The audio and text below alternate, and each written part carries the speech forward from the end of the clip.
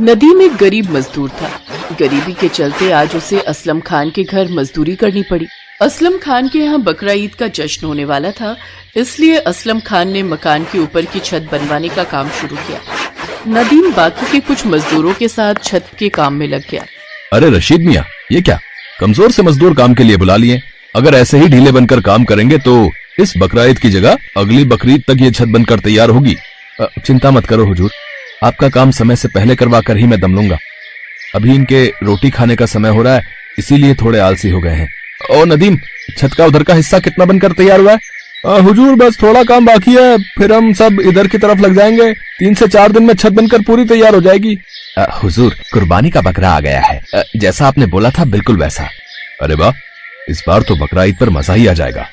लेकिन बात सुन, अच्छे से बांध देना ताकि कोई चुरा ना पाए। आजकल किसी का कोई भरोसा नहीं।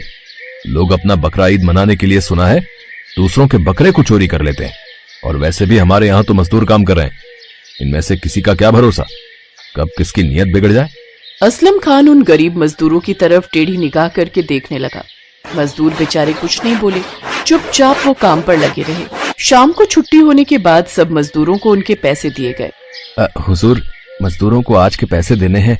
मैं सोच रहा था आप मुझे दे दो तो मैं इन्हें बांट दूं, फिर कल सुबह ये सब समय पर पहुंच जाएंगे। अरे रशीद भाई, तुमने कह दिया और ये सब समय पर आ गए, ऐसा कभी नहीं होता। अब इस नदीम को ही देख लो, आज भी 10 बजे काम पर पहुंचा। पूछ इससे आज ये देर से क्यों आया था? हुजूर, बेगम को 1 महीना पहले ही बच्चा हुआ है। घर में देखभाल करने वाला कोई भी नहीं है। पत्नी की तबीयत ठीक नहीं थी, इसलिए बच्चे की देखभाल कर रहा था, तभी आने में देर हो गई। मैं कल समय पर आऊंगा मालिक। तो फिर तो काम पर क्यों निकला है? घर में बच्चे की और बेगम की देखभाल ही कर ले, काम करने की क्या जरूरत है? देख रशीद, मैं तो सोच रहा हूँ तू इसकी जगह किसी और मजदूर को पकड़ ले, नहीं तो ये रोजाना ही देर से आएगा। नहीं नहीं, अब मुझे आने में देर नहीं होगी मालिक। मैंने बेगम की अम्मी को बुला लिया है, कुछ दिन वो यहाँ रह जाएंगी, फिर मुझे समय पर आने को मिल जाएगा। ऐसे मुझे काम से मत निकालो हुजूर, बड़ी मुश्किल से मैं घर परिवार चलाता हूँ, मुझे बड़ी परेशानी हो जाएगी। हुजूर, कुछ दिन और देख लेते हैं, अगर नहीं आया तो मैं खुद इसे काम से निकाल दूंगा। ठीक है, तो आज फिर इसके 100 रुपए काट कर दे, तभी इसे समझ आएगी। पकड़, इसके 150 रुपए हाथ में दे दे। मालिक, मेरे घर में छोटा बच्चा है, आप मेरे इतने रुपए काट लोगे? घर में खाने को कुछ भी नहीं है, बच्चे का दूध भी खरीदना है, घर में खाने का सामान और राशन भी खत्म है, बड़ी मुश्किल से। रशीद नदीम की बात बीच में ही काट देता है। अरे बड़े लोग हैं, इनके सामने इतना बोलना सही नहीं है। जितने दे रहे हैं उतने रख ले, नहीं तो इस काम से भी जाएगा। ये तो मैं हूं जो तेरा काम बचाने की फिराक में हूं, और तू जानबूझकर अपने पैरों पर कुल्हाड़ी मार रहा है। चल अब चुपचाप जा और कल समय पर आ जाना। नदीम की मजबूरी थी कि वो अपनी गरीबी के कारण इस समय चुप था। वो कुछ नहीं बोला और 150 रुपए लेकर उसने बाजार से कुछ सामान और बच्चे के लिए दूध खरीदा और घर पहुंचा। अच्छा हुआ आप सब्जियां ले आए, मैं जल्दी से कुछ खाने का बना लेती हूँ। सलमा, तू बच्चे के पास बैठ, खाना मैं बना लेती हूँ। क्या हुआ, तुम्हारा चेहरा क्यों उतरा हुआ है? तबीयत तो ठीक है ना तुम्हारी? क्या करो सलमा, मुझे जबरदस्ती असलम खान के घर काम करना पड़ रहा है। क्या हुआ बेटा, सब ठीक तो है ना? नदीम असलम खान के घर हुआ आज का सारा वाकया बताता है। ये तो असलम मियाँ की बात बहुत ही गलत है। थोड़ा तो उन्हें खुदा से डरना चाहिए कि ऐसे हम गरीब मजदूरों के पैसे काटकर वो अपने खजाने भरकर क्या ही करेंगे। बेटी, इन लोगों को कोई फर्क नहीं पड़ता। कोई गरीब मजदूर बेचारा पूरा दिन मेहनत करके जो थोड़े पैसे कमाता है, ये लोग उसे कोई अहमियत नहीं देते। ये पैसे वाले अपना रौब अलग ही दिखाते हैं। गरीब मजबूर बेचारे इनके आगे कुछ नहीं बोल सकते। ये लो, तुम दोनों खाना खाओ, मैं गरम गरम रोटी सेक रही हूँ। सलमा, तू भी खा ले बेटी, तेरा भूखा रहना बच्चे के लिए ठीक नहीं। कोई नहीं, अपने बीबी बच्चों के लिए थोड़ा बर्दाश्त कर लूंगा, कल सुबह जल्दी निकल जाऊंगा। अगले दिन नदीम जल्दी ही काम पर चला जाता है। इतनी देर तक मजदूर काम पर नहीं आए थे। नदीम छत पर गया और अपना काम करने लगा, तभी तेज बारिश हो गई जिस कारण छत पर पानी भर गया।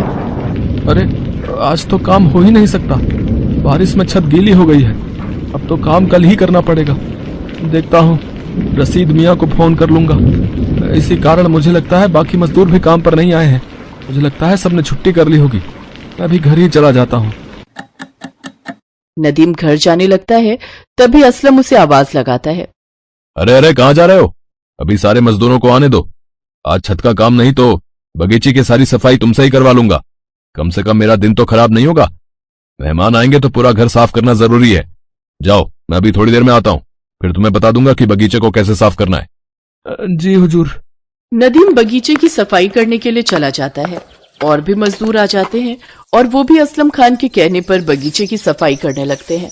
सफाई करते हुए नदीम गमले को हटाकर साइड में रख रहा था, तभी उसके हाथ से गमला छूट गया। असलम खान गुस्से में आ जाता है और नदीम को थप्पड़ मार देता है। तुम्हें पता भी है जो गमला तुमने तोड़ा उसकी कीमत कितनी थी? मेरे खास दोस्त ने यह गमला तोहफे में मुझे दिया था और तुमने इतना कीमती गमला तोड़ दिया।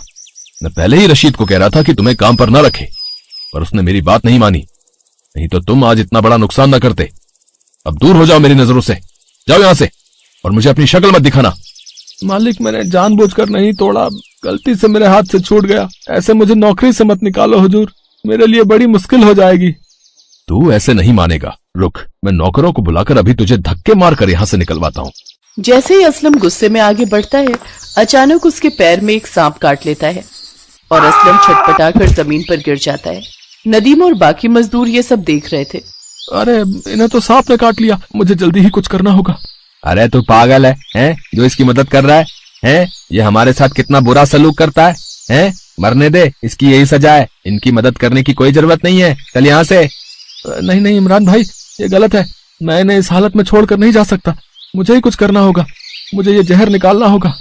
असलम खान की आंखें बंद होती जा रही थी, पर उसे पता था कि नदीम उसके पास ही बैठा है। तभी रशीद भी आ जाता है।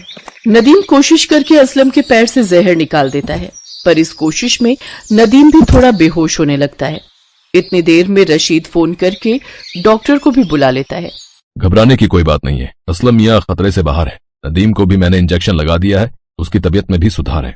कुछ देर बाद दोनों की तबीयत ठीक हो जाती है। आपको पता है, आज नदीम ने अपनी जान पर खेलकर आपकी जान बचाई है। हाँ बेगम, जब मैं बेहोशी में आ रहा था उसी हालत में मुझे धुंधला सा दिखाई दे रहा था कि नदीम मेरी मदद कर रहा है, फिर अचानक मैं बेहोश हो गया। नदीम, मुझे माफ कर दो, मैंने तुम्हारे साथ इतना बुरा सलूक किया, फिर भी तुमने मेरी मदद की। मैं तुम्हारा शुक्रिया कैसे अदा करूं, मुझे समझ नहीं आ रहा। मालिक, आपकी जान बच गई, मुझे और कुछ नहीं चाहिए। असलम बेटा, वैसे तो नदीम ने तुम्हारे लिए जो किया है उसके बदले जितना भी करो वो कम है, क्योंकि इस एहसान को चुकाना बेहद नामुमकिन है।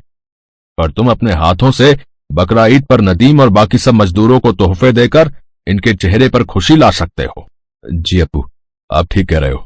इस बार नदीम और बाकी सब मजदूर अपने अपने घरों में खूब बढ़िया तरीके से बकरा ईद मनाएंगे। आप सब बेफिक्र रहो, इस बार बकरा ईद पर आप सबको मेरी तरफ से ढेरों उपहार दिए जाएंगे। और फिर ऐसा ही हुआ। असलम खान ने नदीम और बाकी सभी मजदूरों को बकरा ईद के दिन ढेरों तोहफे और रुपए पैसे उपहार में दिए, ताकि वो सब भी खुशी से अपने घर में बकरा ईद का जश्न मना सके। नदीम ने और बाकी सब मजदूरों ने खूब धूमधाम से बकरा ईद मनाई। सब मिलकर खुदा का शुक्रिया अदा करते हैं।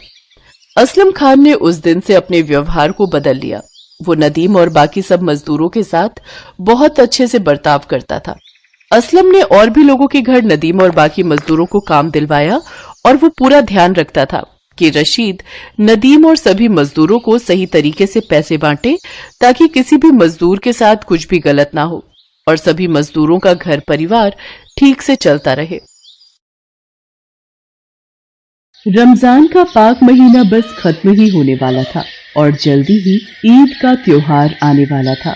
हर रोजेदार की तरह सलीम को भी ईद का बेसब्री से इंतजार था। सलीम की माली हालत बहुत अच्छी नहीं थी। वो एक दर्जी था। अपने ही घर के बाहर एक छोटी सी दुकान थी उसकी। सिलाई का काम सलीम ने अपने अब्बू से सीखा था। उस जमाने में सिलाई का काम बढ़िया चलता था, लेकिन अब वक्त बदल चुका था। लोग ज्यादातर रेडीमेड कपड़े खरीदना और पहनना पसंद करने लगे थे। यही वजह थी कि सलीम का काम लगभग बंद ही पड़ गया था और इसीलिए सब कुछ बहुत मुश्किल हो गया था। सुनिए जी, रोजे तो किसी तरह निकल गए, लेकिन ईद को क्या करेंगे? बच्चों का बड़ा मन है नए कपड़े पहनने का, तो सिल दीजिए ना दोनों के लिए एक एक जोड़ी, और वो सिवई। हाँ, मैं करता हूँ कुछ, तुम फिक्र ना करो। इतना कहकर सलीम घर से बाहर आ गया। वो अपनी बीवी फातिमा से नजरें चुरा रहा था, क्योंकि सच यही था कि एक दर्जी होने के बावजूद वो अपने बच्चों के लिए ईद पर नए कपड़े नहीं सिल पा रहा था। क्योंकि उसके पास कपड़ा खरीदने तक के पैसे नहीं थे। फातिमा सलीम के हालात समझती थी, लेकिन वो भी क्या करे, बच्चों के फरमाइशी चेहरे उसे बोलने पर मजबूर कर ही देते थे। अम्मी, आपने अब्बू से बात की? हाँ, बोल दिया है मैंने। अब्बू ने कहा कोशिश करेंगे। फिर से कोशिश? तब तो हो गया, आपा रहने दो। यहाँ तो उम्मीद लगानी ही बेकार है। लगता है इस बार भी इन्हीं फटे पुराने कपड़ों में मनेगी ईद। और मनेगी भी क्या, वही हर साल की तरह अम्मी पानी में सेवई उबाल कर दे देंगी। बस हो गई हमारी ईद तो। इससे अच्छा तो ईद आती ही नहीं। 7 साल का अमान ये सब एक सांस में कह गया। उसके मन में एक बार भी ये ख्याल नहीं आया कि उसकी बातें फातिमा को कितनी तकलीफ दे रही थी। फिर उसी शाम, सुनिए जी, मैंने फैसला कर लिया है। वो